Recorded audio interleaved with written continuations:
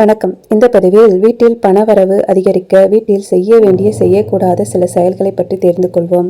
வீடியோக்குள்ள பார்த்துக்கு முன்னாடி எங்கள் சேனலை இப்போ தான் நீங்கள் ஃபஸ்ட் டைம் பார்க்குறீங்கன்னா சப்ஸ்கிரைப் பட்டனை கிளிக் பண்ணிக்கோங்க. கூடவே அந்த பெல் பட்டனை கிளிக் பண்ணிக்கோங்க. அப்போ தான் நான் போகிற ஃபியூச்சர் வீடியோஸ் உங்களுக்கு எப்பயுமே நோட்டிஃபிகேஷன் வரும். வீட்டில் அமங்கலமான வார்த்தைகளை நீங்கள் பேசக்கூடாது. சண்டை வாக்குவாதங்கள் செய்து கொண்டே இருக்கக்கூடாது. சமையல் அறையை நீங்கள் எப்போதும் சுத்தமாக வைத்துக்கொள்ள வேண்டும். சமைத்த பாத்திரங்கள் குப்பைகளை உடனடியாக நீங்கள் அகற்ற வேண்டும்.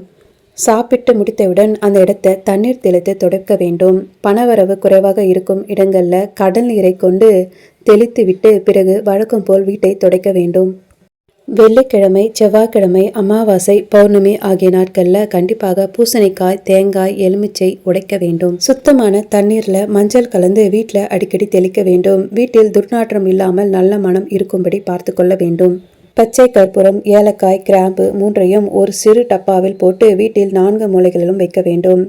ஒரு கண்ணாடி டம்ளரில் தண்ணீர் நிரப்பி அதில் புள்ளி இல்லாத எலுமிச்சை பழத்தை போட்டு வைக்க வேண்டும். ஒரு செம்பு பாத்திரத்தில் தண்ணீர் ஊற்றி வைத்து அதில் சில துளசி இலைகளை போட்டு வைத்து அந்த தண்ணீரை குடித்து வரலாம். சாஸ்திரப்படி வீட்டிற்கு ஊதா நிறத்தை பூசுவதால் செல்வம் அதிகரிக்கும். வீடு முழுவதும் ஊதா நிறம் அடிக்க இல்லாவிட்டாலும் நம் பணம் வைக்கக்கூடிய அறையிலாவது முதல் நிறத்தை அடிப்பது நல்லது. இயலாதவர்கள் ஊதா நிறத்திலான பானை வடிவிலான தொட்டியில் மணி பிளான்ட் நீங்கள் வைக்கலாம்.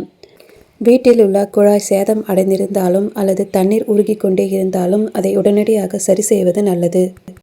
இது போன்ற தகவலை பெற எங்கள் சேனலுக்கு லைக் பண்ணுங்கள், ஷேர் பண்ணுங்கள், கமெண்ட் பண்ணுங்கள், மறக்காமல் சப்ஸ்கிரைப் பண்ணுங்கள். தேங்க்யூ ஃபார் வாட்சிங்.